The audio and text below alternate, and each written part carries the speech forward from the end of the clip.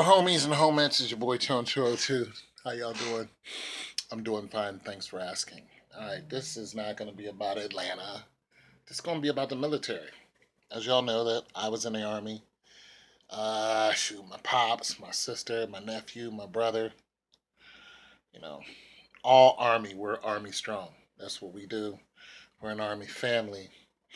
Um, my other sister's husband, I think he was in the army too. So we like the army somewhat, somewhat. But this is about a story I just saw where a white supremacist. It's on World Star. It says alleged white supremacist from Charlottesville holds a knife to the throat of a black man and then makes him kneel on his knees. Now, when you guys go and look at this, you're going to listen to this man pretty much talk about how this this black man, went and killed his family. And what's interesting is the black man doesn't show any resistance. He's just standing there. He's an older dude too. So he's just standing there. He's like, it wasn't me. I'm going to let you guys listen to some of this confrontation because it's very interesting what the black man says. Uh, this guy is very upset, and people are looking at the supremacist and who's holding him. There's a lot of bad language. Okay, so I'm gonna try to skip over some of this bad language because you guys know. Okay, so let me stop it here. He has a guy on his knees here, right here. So he makes the guy kneel down. This guy's upset.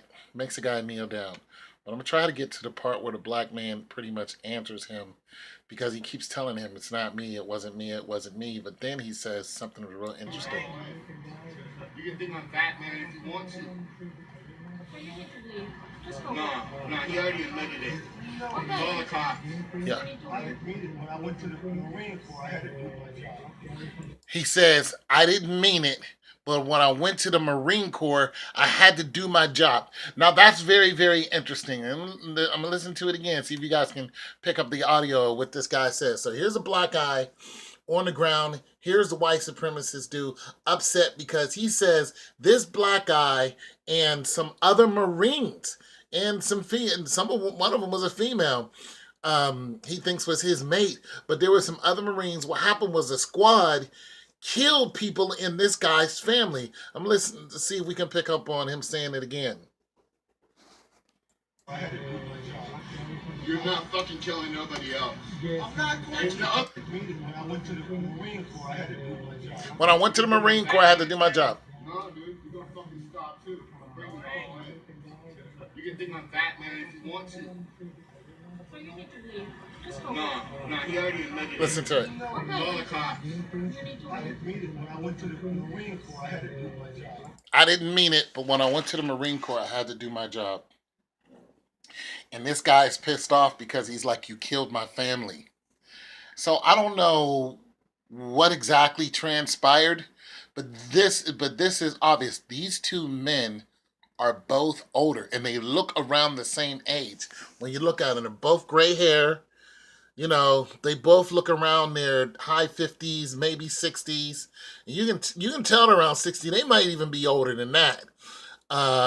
You know what I'm saying? But the black guy is very, very, very passive. And what's interesting about this guy and how passive he is this guy's guilty. This black guy admitted, the white dude keeps saying it, you admitted it. Now, and look. If I was a lawyer and I saw this, because the white guy gets taken to jail. The police don't roll up and shoot him and nothing like that. He just gets taken to jail. If I was a lawyer and I saw this, I would take the white guy's case. Now, that may sound weird to y'all because this guy is allegedly a white supremacist and he's holding a black man down on the ground. But the thing is, military activity gives you carte blanche to commit murder.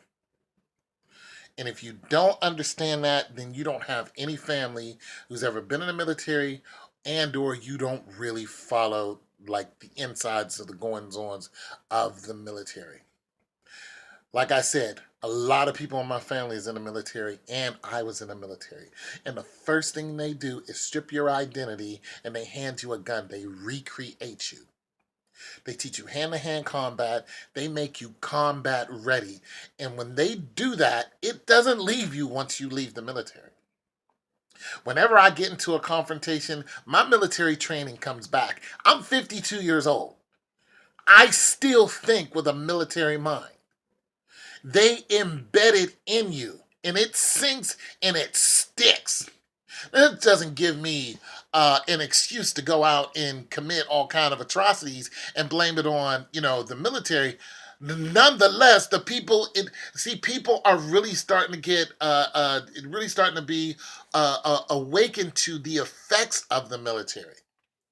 This is why you have a lot of people saying don't go into the military. They're trying to, and then you have the military who has a presence on the football field ever since 2005. The whole Pat Tillman thing when what they did to him, and made him an example, and then for our freedom join the military. You got a lot of people who are awake to what the military does, even to people who've never seen battle. I never saw battle, but I tried to go to battle for my best friend. This situation here, I would take the white guy's case. And I would take it honestly. I wouldn't take it like, oh, I got to defend the white guy. I would be like, you have a case. What happened to you was unjust. And the black guy admitted it. See, this is the military's doing. This guy is a Marine. And what probably happened was he was ordered. Look at this case, and when you try to look at it from what little you see here, the guy is a white supremacist. So when you have people that are in, who are all white supremacists, and there's extremists, there's non-extremists, there are people who are white supremacists, you'll never know. You'll never know. They don't go around starting trouble.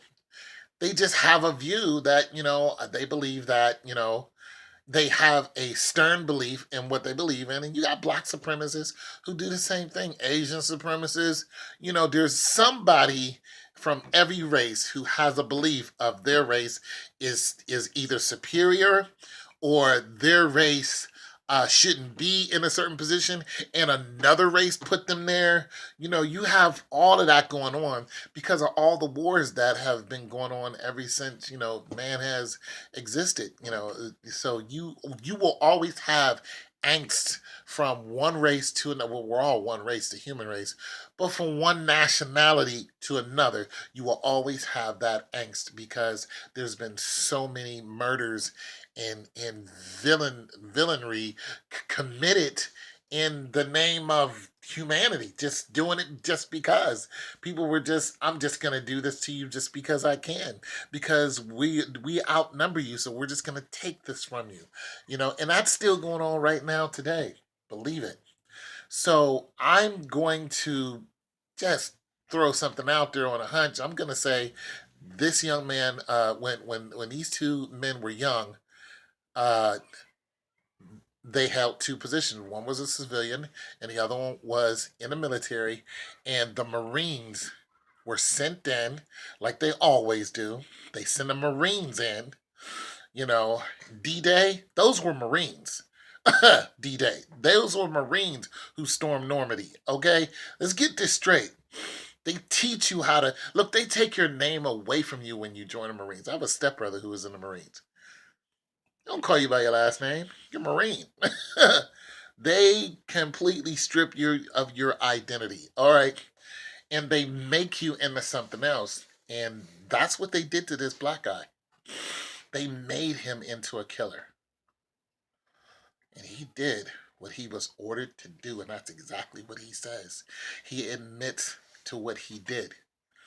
And this guy's like, you're not going to kill again. And this guy's like, I'm not going to do it again. You can listen to it again. He already admitted it.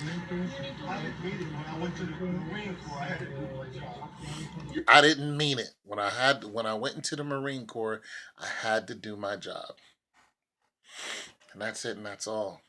This is a terrible example of Americans fighting against Americans and the military making an order to go in